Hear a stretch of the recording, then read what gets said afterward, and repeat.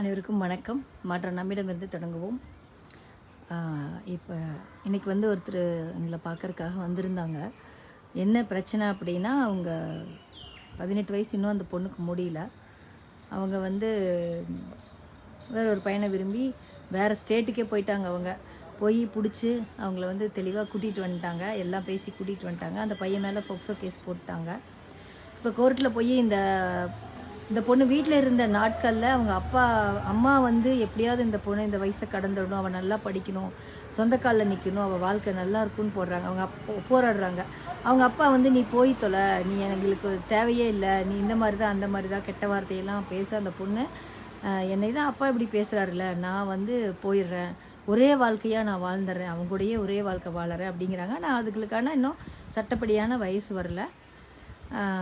அப்புறம் கோர்ட்டுக்கு போயிருக்காங்க. கோர்ட்டில் சொல்லியிருக்காங்க, அந்த பொண்ணு அவளோட இதில் வாழறதுக்கு விடுங்க, எதுக்கு அவளை தொந்தரவு பண்ணுறீங்க அப்படின்னு கோர்ட்டில் சொல்லியிருக்கிறாங்க. அவள் அதை சாதகமாக எடுத்துக்கிட்டு அங்கேயே சொல்லிட்டாங்கல்ல, அவ்வளோ பெரிய ஆஃபீஸரே சொல்லிட்டாங்க, ஏன்னா நான் அதை அவங்கள சொல்லக்கூடாது, அதனால நான் சொல்கிறேன், சொல்லிட்டாங்கல்ல நான் போய் வாழறேன் அப்படின்னு சொல்லி ஒரே பிடிவாதம்.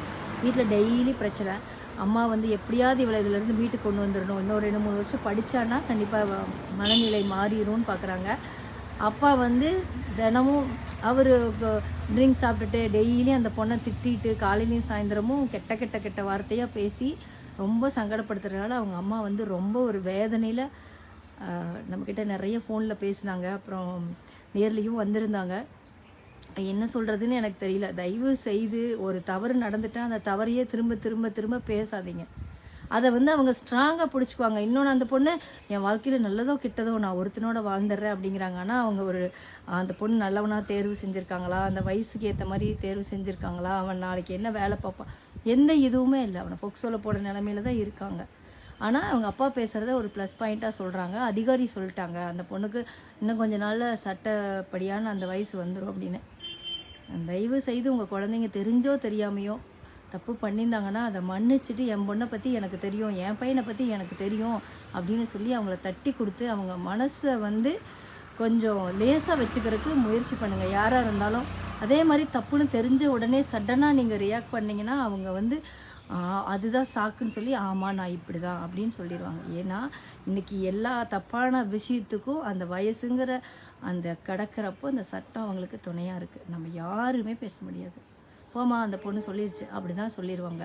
வேறு வழி இல்லை. அவங்க வாழ்க்கை என்ன ஆக போகுது, ஏது நடக்க போகுது எதுவும் நமக்கு தெரியாது. இன்னும் 2 வருஷம், 1 வருஷம், 3 வருஷம் திரும்பி நிற்பாங்க. சொந்த காலில் நிற்க முடியாமல் கஷ்டப்பட்டு வேறு மாதிரி என்னென்னமோ நடக்கும். அவங்க அம்மாலாம் போய் பார்த்துட்டு கொஞ்சம் நல்லா இருக்கிற மாதிரி இருந்தால் கூட நான் வாழ சொல்லிடுவேன். ரொம்ப மோசமாக இருக்குது, இதை கேட்க மாட்டேங்கிறான், அவளையே நான் சமாதானப்படுத்தினா அவங்க அப்பா கேட்க மாட்டேங்கிறான்னு ரொம்ப வருத்தப்படுறாங்க. தயவு செய்து பெற்றவங்க இந்த மாதிரியான தவறுகள் நடக்கிறதுக்கு முன்னாடி கவனமாக பார்த்துக்கோங்க. இன்னொன்று, ஸ்கூலுக்கு போகிறாங்க, வீட்டுக்கு வந்துட்டாங்க, அவ்வளோதான், டியூஷன் போகிறாங்க, படிக்கிறாங்கன்றதோட விடாதீங்க. டியூஷனில் எந்த மாதிரி ஆட்கள் இருக்காங்க, டியூஷனுக்கு கூட போகிறவங்கெல்லாம் நல்ல பசங்களா, நல்ல பொண்ணுங்களா, நல்ல ஃபோன் வச்சுருக்காங்களா, என்ன பண்ணுறாங்க, ஏது பண்ணுறாங்க எல்லாத்தையும் கவனிங்க. இந்த இன்ஸ்டாகிராம்னு ஒரு கர்மாந்திரம் இருக்குது.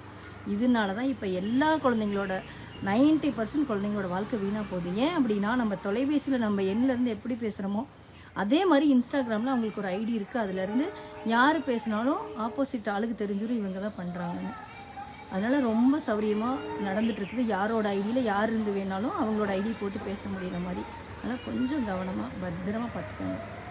சுதந்திரம் கொடுங்க, ஆனால் அதை கட்டுப்பாட்டோடு கொடுத்தீங்கன்னா அவங்க வாழ்க்கையும் நல்லாயிருக்கும். நீங்களும் இவ்வளோ வருஷம் கஷ்டப்பட்டு வளர்க்கணுக்கு பயனுள்ளதாக இருக்குது. எனக்கு இதுக்கு மேலே என்ன சொல்கிறதுன்னு தெரியல. பத்திரமா பார்த்துக்கோங்க.